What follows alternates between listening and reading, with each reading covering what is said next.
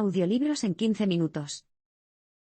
Suscríbete al canal y explora un nuevo libro cada día. Vivimos en un renacimiento moderno, pero no todo es bonito. Casi todo el mundo ha oído hablar de Leonardo da Vinci y Miguel Ángel. Estos famosos artistas crearon algunas de las obras maestras más emblemáticas de la historia, y millones de personas hacen cola cada año para ver sus obras, que son hitos de los increíbles logros del Renacimiento. Pero, ¿qué fue exactamente el Renacimiento? Fue un período comprendido entre 1450 y 1550, aproximadamente, durante el cual se lograron logros supremos del genio científico y artístico. Pero también tenía un lado oscuro. El término Renacimiento en sí mismo es controvertido, ya que sugiere algo que es universalmente bueno. Pero en realidad, la idea de la Europa renacentista fue elaborada por los historiadores europeos del siglo XIX como una forma de fortalecer la posición de las naciones europeas. Este concepto de superioridad cultural europea se utilizó entonces para justificar el imperialismo y el colonialismo europeos del siglo XIX en todo el mundo. A pesar de las innovaciones realizadas durante este período por personas como el astrónomo Nicolás Copérnico, el teólogo Martín Lutero y el explorador Cristóbal Colón, el Renacimiento también fue una época de gran destrucción y sufrimiento. Enfermedades como la viruela se propagaron por los océanos y prácticamente exterminaron a los aztecas, los incas y otros nativos americanos. Al igual que el Renacimiento del siglo XV, nuestro nuevo Renacimiento actual también ha sido una época de gran crecimiento. Se podría decir que el nuevo Renacimiento comenzó en 1990 con la caída del Muro de Berlín y el final de la Guerra Fría. Comenzó el servicio comercial de Internet y China regresó a la economía mundial. De repente, el mundo se sintió muy diferente, y los datos históricos respaldan esa sensación. Por ejemplo, la Organización Mundial del Comercio OMC, creada en 1995, es un poderoso símbolo del progreso económico internacional, la cooperación y un período histórico radicalmente diferente. Hoy cuenta con 161 miembros, que representan a las principales economías del mundo. Sin embargo, al igual que el Renacimiento de siglos pasados, este progreso viene acompañado de una factura considerable. Basta con considerar el catastrófico precio que 30 años de crecimiento sin precedentes han tenido en el medio ambiente. La nueva tecnología cambió radicalmente el mundo renacentista y lo mismo sucede hoy en día. Nuestro mundo está prácticamente irreconocible del que existía hace apenas 25 años. La política, la economía y la sociedad se han transformado drásticamente, lo que ha abierto asombrosos paralelismos entre esta transformación moderna y la que tuvo lugar en el siglo XV. Por ejemplo, hace siglos, la imprenta revolucionó la comunicación durante el período de una sola vida. Comenzó alrededor de 1450, cuando el empresario alemán Johann Gutenberg, 1395-1468, inventó la tipografía móvil. Lo usó para hacer el primer libro impreso importante del mundo, la Biblia de Gutenberg. Gracias a este avance, una persona nacida en la década de 1450 podía recordar que, al cumplir 50 años, se habían impreso entre 15 y 20 millones de libros a lo largo de su vida. Este número superó fácilmente el número de libros escritos desde la época romana por todos los escribas europeos juntos. Esta persona hipotética incluso tendría dificultades para recordar un mundo sin libros, aunque la generación anterior se basaba únicamente en las conversaciones cara a cara y en los manuscritos para comunicarse. Del mismo modo, Internet ha transformado a una velocidad increíble la forma en que las personas interactúan hoy entre sí y con el mundo. Desde 1988, cuando se instalaron los primeros cables intercontinentales de fibra óptica, el número de usuarios conectados a través de esta infraestructura se ha multiplicado por más de 7. En 2000 era de 400 millones, en 2005, de 1.000 millones, y en 2015 había alcanzado los 3.000 millones. La era de Internet marcó sin lugar a dudas la adopción masiva más rápida de una tecnología en toda la historia de la humanidad, y una tecnología que conectó radicalmente a toda la humanidad. Piénsalo de esta manera, si Facebook fuera un país, tendría una población de 1.500 millones, lo que la convertiría en la nación más grande de la Tierra. Lo que es más notable es el hecho de que dos usuarios promedio de esta red social están separados por menos de 4 grados de separación. La mayoría de las personas en Facebook conocen a alguien que conoce a alguien que conoce a uno de sus amigos. El nuevo renacimiento ha significado mejores resultados en salud y riqueza que nunca antes en la historia. No puedes leer las noticias de hoy sin tener una imagen muy triste del mundo. ¿Pero es realmente todo pesimismo? De hecho, hoy en día, la calidad de la salud y la riqueza mundiales se encuentran en su nivel más alto de la historia, incluso para las poblaciones más desfavorecidas del planeta. La esperanza de vida ha aumentado casi 2 décadas desde 1960, pasando de 52 a 71 años. Para ponerlo en perspectiva, la mejora de esta métrica en los últimos 20 años tardó 1000 años en lograrse, no 50. Como resultado, un bebé que nazca hoy en prácticamente cualquier país puede esperar vivir más tiempo que en cualquier momento anterior de la historia de ese país. La pobreza aplastante también ha experimentado una mejora espectacular en los últimos 25 años. En 1990, unos 2.000 millones de personas vivían por debajo del umbral internacional de pobreza del Banco Mundial. En 2015, aunque la población humana había crecido en 2.000 millones, el número total de personas que vivían en la pobreza extrema con menos de $1,25 al día se había reducido en más de la mitad, hasta situarse en solo 900 millones. Este progreso es el resultado de economías interconectadas y de una mejor atención médica. La expansión del comercio y los empleos que ha creado han ayudado a aumentar los ingresos de los pobres. La competencia ha aumentado, lo que, a su vez, ha reducido los precios de los bienes y servicios, al tiempo que ha aumentado su calidad. Como resultado, las pequeñas empresas y los hogares con un presupuesto limitado se han empoderado. Durante este tiempo, los avances tecnológicos y las mejores prácticas en materia de saneamiento público, agua potable, higiene, control de plagas, vacunas y medicamentos, junto con el aumento de los presupuestos públicos para apoyarlos, han ayudado a combatir las enfermedades. En 1990, 13 millones de niños menores de 5 años murieron a causa de enfermedades infecciosas como la neumonía, la tuberculosis y el sarampión.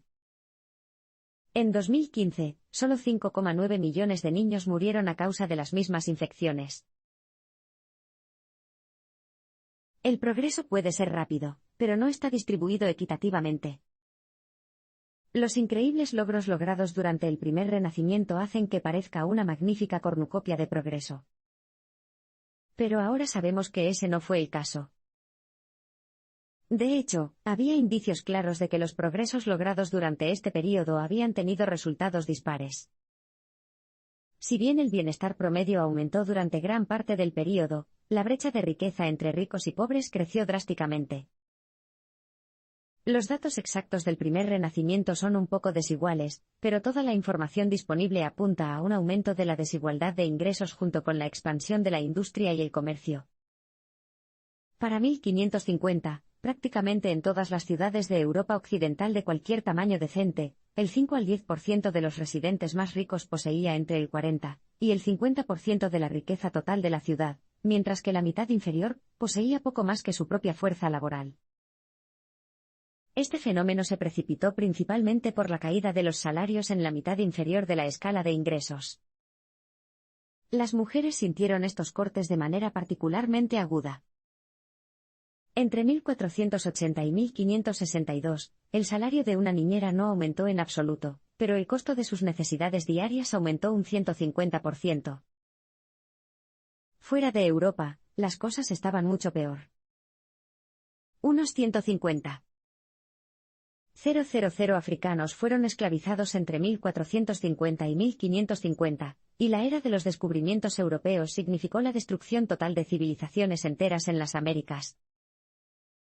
Como era de esperar, la polaridad entre ricos y pobres también es fundamental para nuestro renacimiento actual. Si bien el bienestar global promedio está aumentando, los extremos se han distanciado aún más. En 2010, las 388 personas más ricas del mundo controlaban más riqueza que el 50% más pobre de la población. Para 2015, esta cifra se redujo drásticamente, ya que solo 62 personas controlaban más riqueza que la mitad más pobre. Mientras tanto, el 50% más pobre de la sociedad, unos 600 millones de personas en todo el mundo, subsiste con un promedio de unos pocos dólares al día. El progreso del Renacimiento causó graves problemas, a los que también nos enfrentamos hoy en día. En 1495, los italianos comenzaron a experimentar terribles síntomas causados por una misteriosa enfermedad. Las víctimas de esta dolencia escupían sangre, y sufrían forúnculos del tamaño de panecillos de desayuno, que rezumaban pus de color verde oscuro. La enfermedad dejó a las personas enfermas durante meses y, a veces, años. ¿Qué era? Bueno, la enfermedad se propagó de forma desenfrenada durante el Renacimiento, y ahora conocemos esta afección en particular como sífilis. A los 4 años de su aparición, esta enfermedad de transmisión sexual se había extendido por toda Europa y, tan solo 5 años después, era una amenaza mundial. El avance mortal de la sífilis se vio facilitado por las poblaciones concentradas en los centros urbanos. Esta urbanización creó una interdependencia mutua, que hizo maravillas para la creatividad y el intercambio cultural, pero también creó las condiciones ideales para la propagación de enfermedades. Dadas las similitudes entre entonces y ahora, es posible que haya adivinado que las poblaciones concentradas pero fluidas del mundo moderno producen riesgos comparables, no solo para la salud, sino también en otros aspectos de la vida.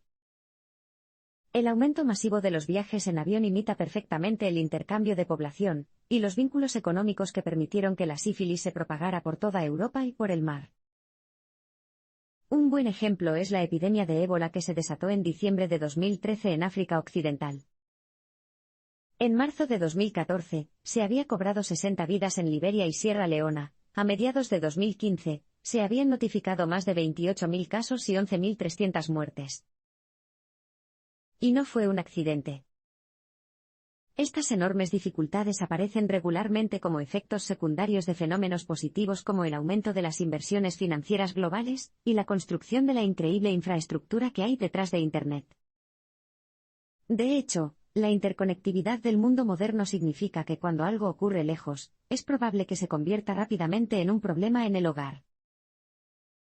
Basta con pensar en la crisis financiera de 2008, que comenzó en los Estados Unidos pero rápidamente se convirtió en un problema mundial. O tomemos como ejemplo los ciberataques. Estos delitos contra los datos pueden cometerse en cualquier parte del mundo y atacar a cualquier persona, en cualquier lugar. El miedo y la duda provocados por los rápidos cambios alimentaron el radicalismo en el Renacimiento, como lo hacen hoy en día.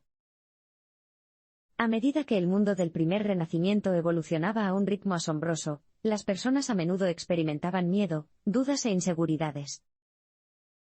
Este clima demostró ser un terreno fértil para los mensajes radicales que proclamaban la perdición y la necesidad de una acción extrema. Tomemos como ejemplo a Girolamo Savonarola, un fraile dominico que, en 1497, incitó a sus seguidores fanáticos a reunir todas las pruebas que pudieran encontrar de su extraña nueva era. Buscaban libros inmorales, pinturas y esculturas de desnudos, perfumes indecentes, textos heréticos e instrumentos musicales exóticos. Apilaron todo en la plaza central de Florencia, y lo incendiaron en lo que se conoce como la hoguera de las vanidades. Un año después de este espectáculo, el fraile se convirtió en la figura más poderosa de la política florentina al lanzar una campaña pública de purificación moral que exigía leyes draconianas que prohibieran el vicio. Su rápido ascenso al poder fue principalmente producto de un buen momento. Después de todo, estaba predicando su mensaje apocalíptico a medida que se acercaba el año 1500, un año que muchos cristianos creían que traería el juicio final. Hoy en día, los mensajes radicales de odio y extremismo también representan una amenaza. Tomemos como ejemplo el ascenso del Estado Islámico, las denominaciones cristianas marginales que predican la islamofobia y la homofobia, los judíos ortodoxos israelíes que atacan a los gays en los desfiles del orgullo, y conciben complots para bombardear escuelas árabes para niñas y, por supuesto, el resurgimiento de grupos neonazis. Todos estos grupos de odio son ejemplos de lo que puede suceder en un mundo que cambia rápidamente, marcado por una desigualdad cada vez mayor y una desorientación general. Por lo tanto, el Renacimiento no fue todo genial en ese entonces y no lo es ahora. Pero, ¿significa eso que el futuro es sombrío? Como descubrirás en un abrir y cerrar de ojos, tenemos buenas razones para pensar lo contrario. Aunque tienen desventajas, la innovación y la genialidad pueden allanar el camino hacia un futuro mejor. Esta comparación de historias feas y situaciones actuales puede resultar un poco aterradora, pero es esencial entender que, incluso en momentos en que el mundo tal como lo conocemos puede desaparecer por el desagüe, todavía hay posibilidades de lograr un gran bien. A pesar de todos los preocupantes acontecimientos, hoy también se están logrando grandes avances. Si bien el extremismo y el miedo hacen que sea fácil mostrarse escéptico sobre el papel de los avances científicos y artísticos en la transformación del mundo, hay buenas razones para creer en ellos. Sin embargo, es difícil medir este tipo de progreso, ya que las ganancias producidas por los actos de genialidad a menudo no son cuantificables. La fuerza de las innovaciones en la creación de riqueza, salud, arte y justicia es difícil de medir en números. Sin embargo, las nuevas tecnologías siguen transformando drásticamente la forma en que entendemos el mundo. Solo recuerda que hace apenas 20 años, pensábamos que los planetas similares a la Tierra eran raros. Hoy en día, gracias a los mejores telescopios, ordenadores y a los miles de astrónomos que están conectados entre sí a través de Internet, sabemos que solo la Vía Láctea contiene al menos otros 10.000 millones de planetas que tienen el tamaño, la temperatura y la órbita adecuados para albergar vida. Este descubrimiento ha hecho que la posibilidad de vida extraterrestre pase de ser remota a ser prácticamente segura. O considere otros bienes intangibles como los del ámbito digital. Si se vendieran 1 millón de ejemplares de la Enciclopedia Británica por $1.000 cada uno, se añadirían $1.000 millones al PIB. Compare esto con el hecho de que cuando 1 millón de usuarios inician sesión en Wikipedia, no se genera dinero, aunque se sigue proporcionando un beneficio inconmensurable. Gracias a fenómenos como Wikipedia, la humanidad está mucho mejor en términos de ahorro de tiempo y dinero, a pesar de que el PIB no se ve directamente afectado. Y casi cualquier persona puede dar fe de la enorme riqueza de educación y entretenimiento que se puede obtener de Internet sin gastar un centavo.